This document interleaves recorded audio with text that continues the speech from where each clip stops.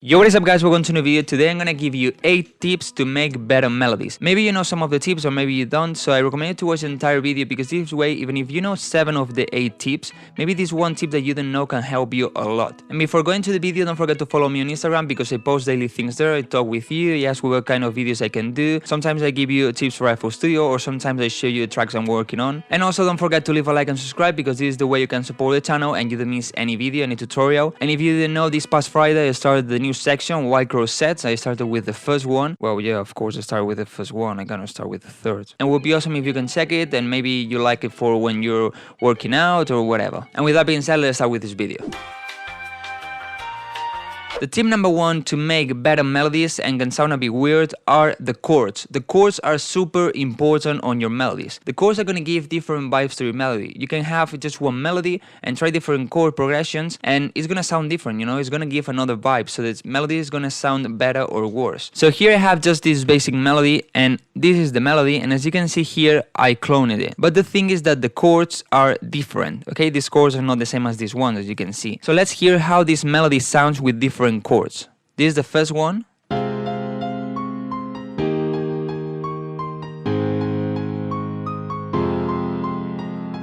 And now let's listen with different chords.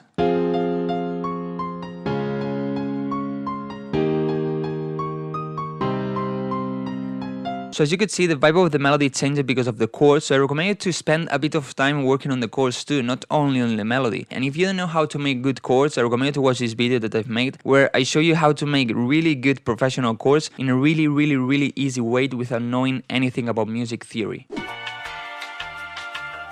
The second tip is the rhythm. The rhythm is super important in a melody. You can have the same melody with different rhythms and one is gonna sound better than the other. And this is just because of the rhythm, so I recommend you to spend time working on that. And if you don't really know what kind of rhythm you can use, my advice is just to spend time checking rhythms of tracks that you like. Most of the songs are gonna have more or less the same rhythm in their melodies. So why don't you just take the rhythm of one melody and maybe change a little bit and from there start making your melody. Alright, so here you have the melody of Lift by Dennis Koyu, and what I'm gonna do is put all these notes in just one line, in one note. And in this case, as the key I'm working on is F minor, I'm just gonna put all the notes in F. Okay, so now we have the rhythm.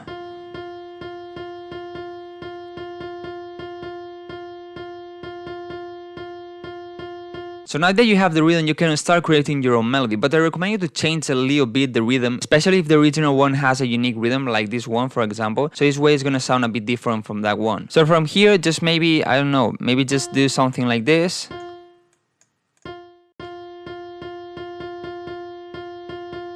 You know, so we already changed the rhythm, and from here you can start creating your own melody, but be careful and try to not follow the original melody even if you change the rhythm. So I don't know, just maybe try to move the notes and try to create a melody.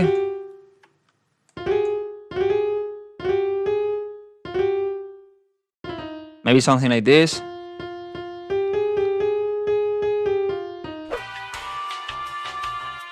The tip number 3 is to try to stay in one octave. If you don't know what I mean by this, if you are, for example, in F minor, the first note of your scale is F, so one octave will be from F to the next F. So you have 7 notes in between. I'm not saying that you always need to be from F to F, of course, but try to not go too high or too low. So here I have 2 random melodies, and as I said, we are in F minor, so it's the first note of the key of the scale, and this would be the octave, okay? So try to stay around here. Of course, this doesn't mean that you cannot go down here. You can, or just go down here and then come up here. Of course you can, but what you shouldn't do is what I have in this second melody, that apart from being in this octave, as you can see, we are basically in the next higher octave. So we are like working in 2 octaves at the same time, and sometimes can work, but most of the times it won't. So let's hear the first melody.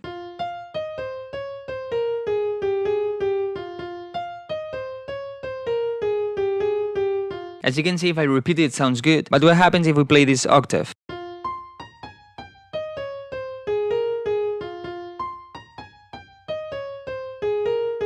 As you can see, it doesn't really work that well. Of course, you can have maybe this one note here and then the entire melody in 1 octave higher like this.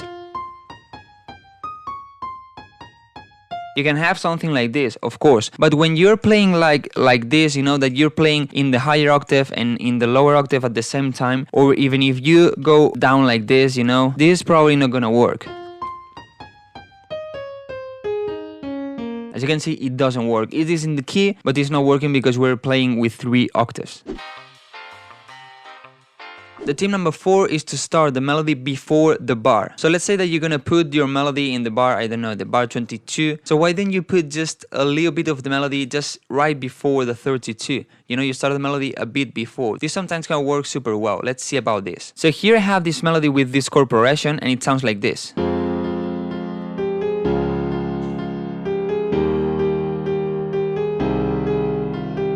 So as you can see here, we have these 4 notes. Why don't we put these 4 notes before the first bar? So we have something like this.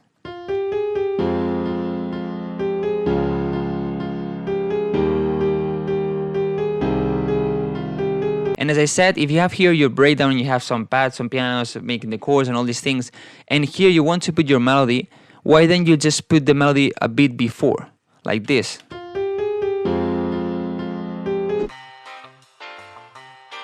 The tip number 5 is to keep it simple. Sometimes you go too crazy with your melodies and you try to do crazy things. Sometimes it can work, of course, but also depends on the genre, depends on the synth you're using. But most of the times, if maybe you use too short melodies and you put a lot of melodies going up and down and you overcomplicate the things, probably it's not gonna work. So my advice is to try to keep it simple, because this way it's gonna be a lot easier to remember the melody. And also, if you repeat some of the parts of the melody or the structure of some parts of the melody, this also can work so well to make it easier to remember. So here we have this chord progression and here we have this melody, and as you can see just by watching it, we can see that we have a structure that is repeating. Here we have like 1 note, then 2 in the same note, then 2 more, and then 1 down, and then here we repeat, and then in the 3rd and the 4th bar we have 3 times the same note, then we go up and then we go down. We're using different notes as you can see, but the structure is the same. And as you can see, it's not a complicated melody. It's not like we have now 1 here, now this goes up, down, then this one here, then we have another one here,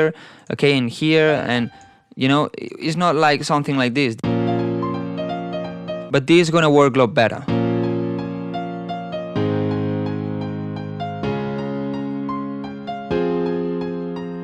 As you can see, it's kind of simple, it's easy to remember, it's easy to whistle. That is also so good. If you can whistle a melody, it's gonna be a lot easier that people remember your melody and your song. And as I said, the structure is the same, but it's not the same melody. So instead of having the melody like this, I just put this up, but it's the same structure, but different melody.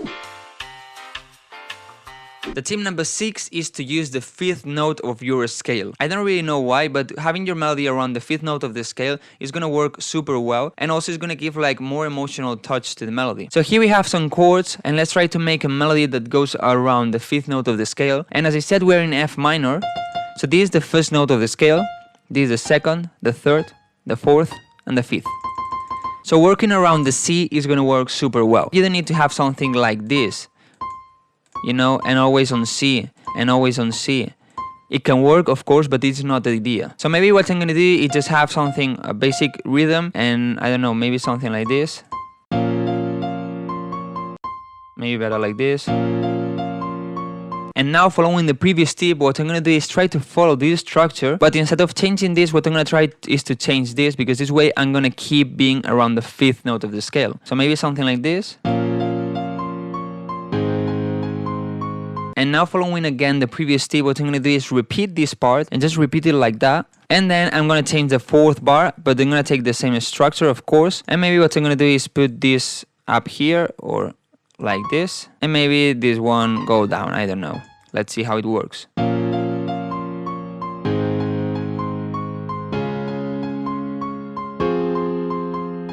So as you can see, we are staying around C, and it works so well in my opinion. Of course, it's just a melody that they made in 1 minute. The tip number 7 is to use the relative major or the relative minor. What does this mean? Let's say, for example, that we are in A minor. A minor is using some notes. In this case, for example, all the white notes of the keyboard. So there is a major scale that uses exactly the same notes as A minor. In this case, it's C major. So A minor and C major are relative scales. Those two scales use exactly the same notes, all the white notes of the keyboard. So we can say that C major is the relative major of A minor, but we also can say that A minor is the relative minor of C major. And why is this good? Let's say that we're making a track in A minor. So we made the chords in A minor and everything works like we were in A minor. So now it's time to make the melody. And as I said, A minor and C major are going to use exactly the same notes. So maybe you're thinking, Why is there gonna be any difference? Are exactly the same notes. So let's say that you make the melody in A minor. So for example, you start your melody with A because it's the root note of your key. But if you try to put this melody as it was made in C major, so you start with C, it's gonna give a completely different vibe. But let me show you an example of this in FL Studio. So here we have the chords of my song with Colored Crooks, Here Tonight, that is made in B minor. And if you didn't know, I made a VIP remix of this song that I recommend you to check. So they said this song is made in B minor, and the chords are made in B minor. So up here we have our melody as it was made in B minor. So for example, we started with B, and it sounds like this.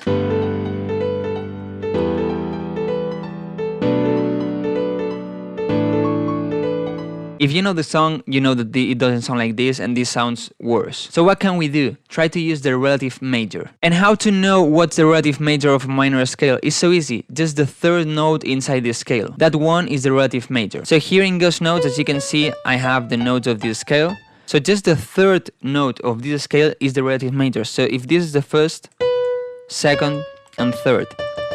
So D major is the relative major of B minor, okay? So just put the melody as this was made in D major. We take the melody and we put it up here. Of course, some notes are not in the right place, so just put it where it should be. So now the melody sounds like this.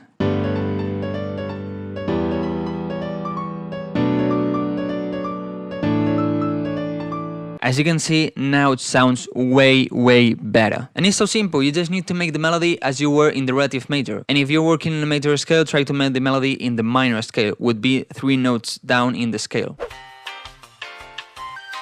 And last but not least, the tip number 8 is to follow the third note of every chord. So here we have this basic chord progression, and in the chords we have at least 3 notes. The first, the third, and the fifth. So just try to follow the third of every chord. So in this case it would be A, this would be F, this would be C, and this would be B. So what do I mean by following this in the melody? Here we have this chord. As I said, the third is A. So just have the melody starting in A. Then here in the second bar we have this chord and the third is F. So just put here an F. Then here we have this chord and the third is C. And then here we have this chord and the third is B. So just have something like this, and from here start creating your melody.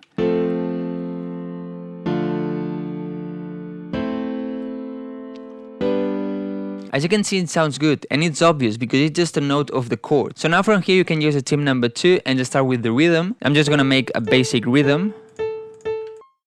Something like this, really easy, just for this tutorial. So now it sounds like this. And now following the tip number 5, I'm gonna try to make a melody out of this, but trying to keep it simple. So for example, you have something like this.